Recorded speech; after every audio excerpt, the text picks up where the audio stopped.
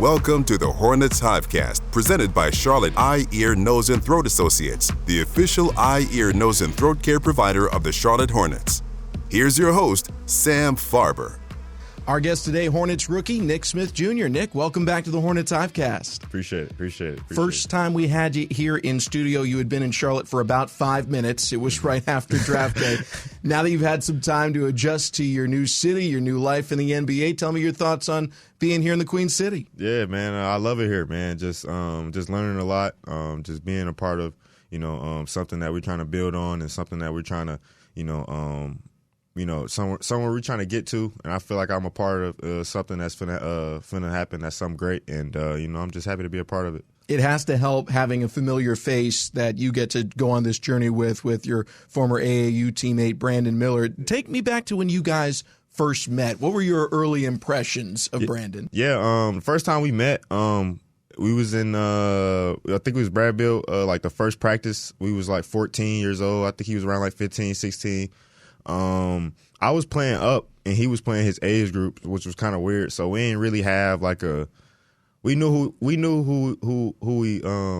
each other, but we didn't really know each other like how we know each other now. And I feel like it just grew over the years, and about time, we was 16, 17 years old. We was playing together, and we was basically with each other every day in the summer. So that's how we just build on it. And it's kind of crazy. We were supposed to team up in college, but we didn't do that, and then we end up teaming in the NBA, which is kind of crazy. So it's really crazy because college, you at least you have some control over that. You get to pick where you get to go. I mean, not everyone does, but guys as talented as you both are did have that choice. The NBA, you have no control over it. Yeah. When that realization came in on top of everything else, what was it like knowing you were going to reunite again?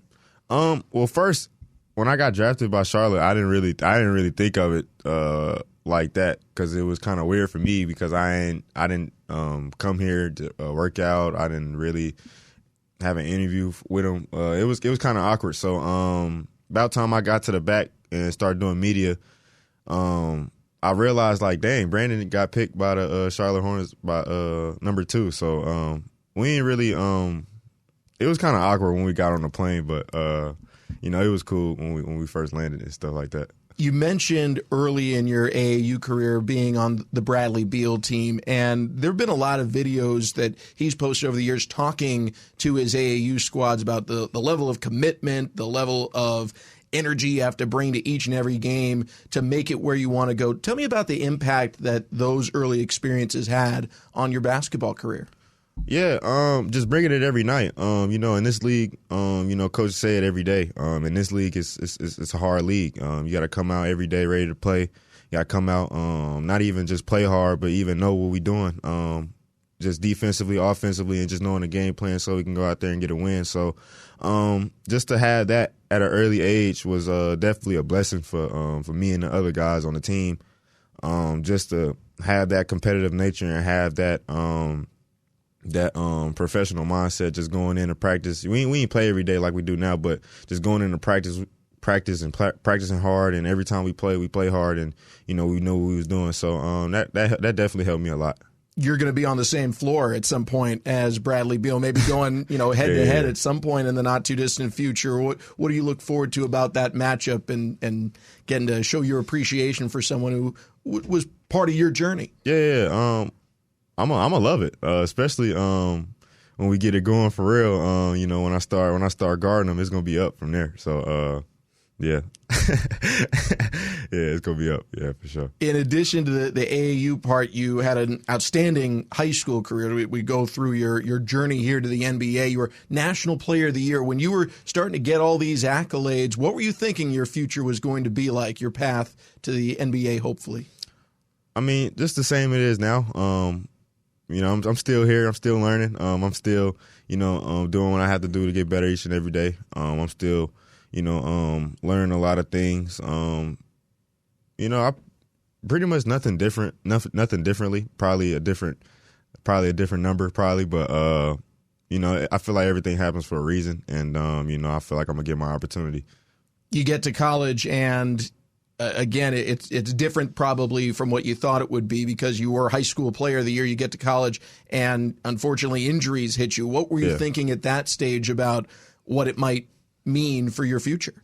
I try not to when I was going through the process, I was trying not to think of it as much. It was kind of hard for me not to think of it because, basketball is like kind of my life, and the draft is, so-called the biggest thing ever, and you want to go to certain teams and you want to go to, you know what I'm saying? You just want a lot of different stuff that sometimes that don't even matter. And I feel like some players kind of get confused on the process and just learning different stuff and just getting a great opportunity for you and your family just to provide. And I feel like I landed where I needed to be, and I feel like God do His stuff for a reason, and I'm here. So. And I'm sure even with the injuries in college, you probably felt that way as well, because even though you weren't able to play on the court and get that on-the-job training, so to speak, you did get to learn under a former NBA head coach in Eric Musselman, who's got a very unique approach. I've seen his college practices quite a few times. He is one of one, but very, very special coach there. Yeah. But you got to learn under him, learn with other NBA players. Despite all the injuries and the frustrations that must have brought, what positives were there from getting to learn under him, even though you couldn't be on the court?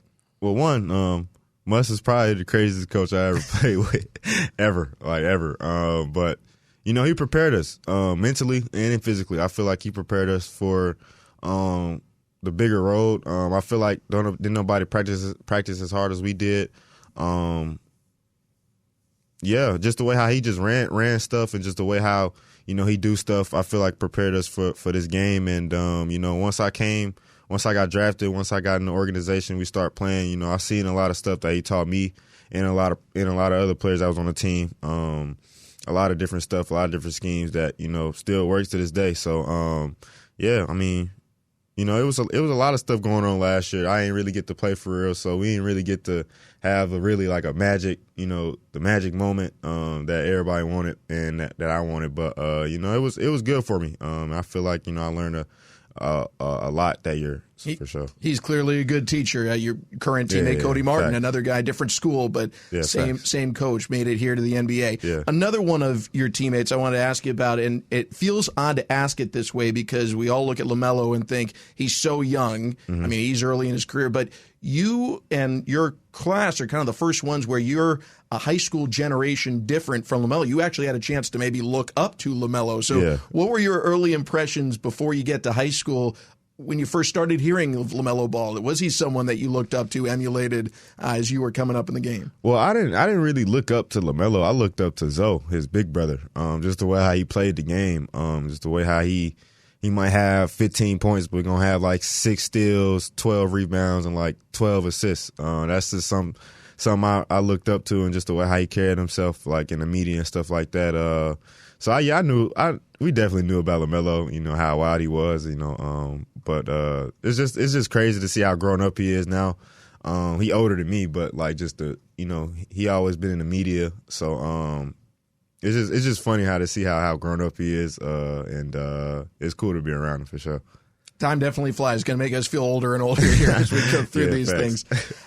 One more thing I wanted to talk to you about, and that is something we talked about the first time you were here in studio. When we had you in, we asked you, day after draft day, about your first bucket, what you thought was going to happen. So here's what you said you thought would be your first NBA points. First NBA points? I'm not sure, because I feel like I can score on all 5 levels. Yeah, floaters, threes, pull-ups, get to the rim. Yeah, shoot from deep. I don't know, man. I'm not gonna try to rush it. I'm not gonna try to, do too much on it, man. I'm just gonna play my game, and I know for a fact I'm gonna score. I'm gonna score at some point this year, but I'm pretty confident that's gonna happen. I'm pretty sure I'm gonna score on one of these games, but not really just expecting too much. Just coming in learning, like I said, coming in learning about the game and just trying to grow.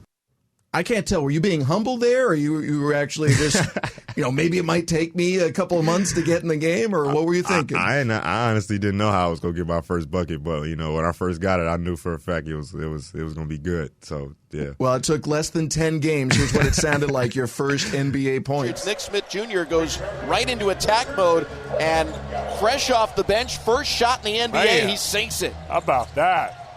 He doesn't need any time to get warmed up. Nick Smith Jr. comes in scoring first shot of the game. What did that moment feel like to you? What did it mean for you? I didn't really feel anything. I was just trying to play basketball, to be honest with you. Obviously, I think we was getting blown out, so, coach threw me in there. I just tried to stay ready, and, we ran a play, and I seen her open, and I shot the floater, and I made it. So, yeah. I didn't really think of none of it until after the game, my mom and my dad was congratulating me and stuff like that. So I feel that's when it first hit, but, I just went on to the next game like nothing happened for real. You're a guy who's willing to show his emotions. I remember you on draft day when it hit, when that realization came. You haven't just made it, you scored in an NBA game. No one can ever take that away from you. Yeah, facts. What'd you think of then? It was probably more my mom, just because my dad ain't really really surprised. He was, he's gonna be him. But I don't know. I feel like we all seen it. We all seen it coming. We didn't really think too much of it. They just said, congratulations on your first bucket. It's only 450 of us, so that's a big accomplishment. I'm the first person from my city to even score an NBA bucket. So yeah, but we got plenty more buckets to go. Yeah. Want to close this out in a similar question. If you had to predict your signature moment of your rookie season, however that is, an individual accomplishment, team accomplishment, what do you think it'll be so I can play it back to you next year and find out if you were right? Signature moment? I don't know if I could just give you a signature moment. I don't know. I just try to play the game as hard as I can and try to go get a win, for my teammates. So, I don't know. We'll see. Hopefully it's something special for sure. Well, next time we have you in here next season, I'll see if I can come up with something. We'll find out if you agree if that was your signature moment. But We've had a lot of fun covering you already. Good luck the rest of your rookie season. Thanks for joining us here on the Hornets Hivecast. I appreciate it. That does it for this edition of the Hornets Hivecast. Remember, the HHC is available daily wherever you get your podcasts all throughout the NBA season, with game previews every game day, reviews every day after, and in-depth interviews everywhere in between. I'm Sam Farber. It's been a pleasure and a privilege having you along, and we'll talk to you next time right here on the Hornets Hivecast. Thank you for listening to the Hornets Hivecast, brought to you by Senta, the official eye, ear, nose, and throat care provider of the Charlotte Hornets. For more coverage, visit Hornets.com.